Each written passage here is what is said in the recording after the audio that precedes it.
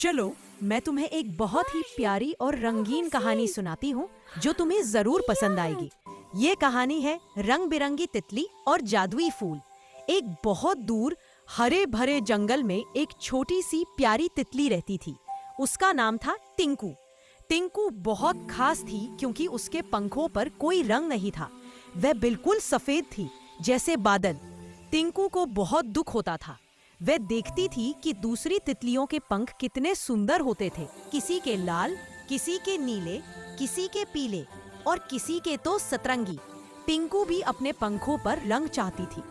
एक दिन जब टिंकू उदास होकर फूलों के पास बैठी थी तो एक नन्ही परी वहां से गुजरी। परी ने देखा कि टिंकू उदास है।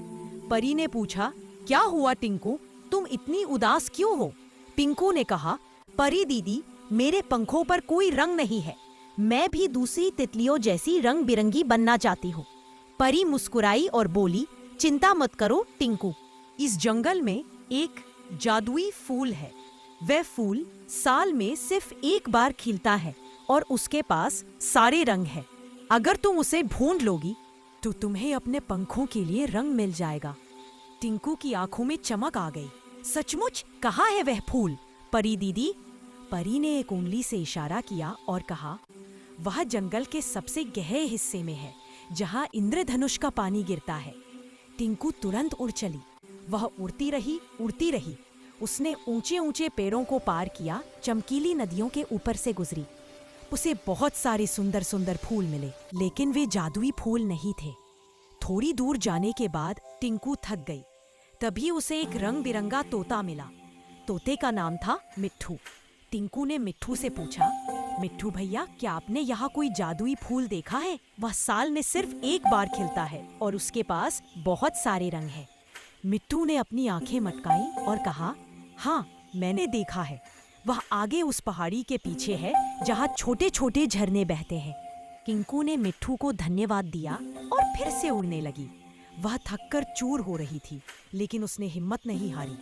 आखिरकार वह एक बहुत ही सुंदर जगह पर पहुंची।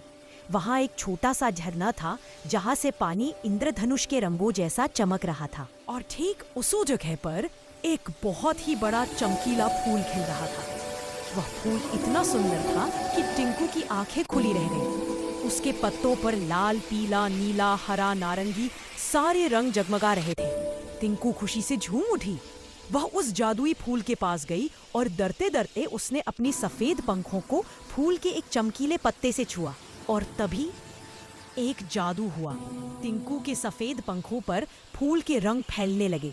पहले लाल, फिर नीला, फिर पीला। देखते ही देखते टिंकू के पंख इंद्रधनुष जैसे रंग बिरंगे हो गए। टिंकू खुशी से नाचने लगी। वह हवा में उछल कूद करने लगी और अपने नए सुंदर पंखों को देखने लगी। वह अब जंगल की सबसे सुंदर तितली बन गई थी। वह वापस अपने घर लौट आई और सभी दूसरी तितलियों को अपने रंग बिरंगे पंख दिखाए। सबने कहा, वाह टिंकू, तुम कितनी सुंदर लग रही हो। टिंकू बहुत खुश थी। उसे समझ आया कि हमें कभी हार नहीं माननी चाहिए। अगर हम कोशिश करते रहे तो हमें अपनी मंजिल जरूर मिलती है। इस कहानी से तुमने क्या सीखा? हमें हमेशा हिम्मत रखनी चाहिए। हमें कोशिश करते रहना चाहिए।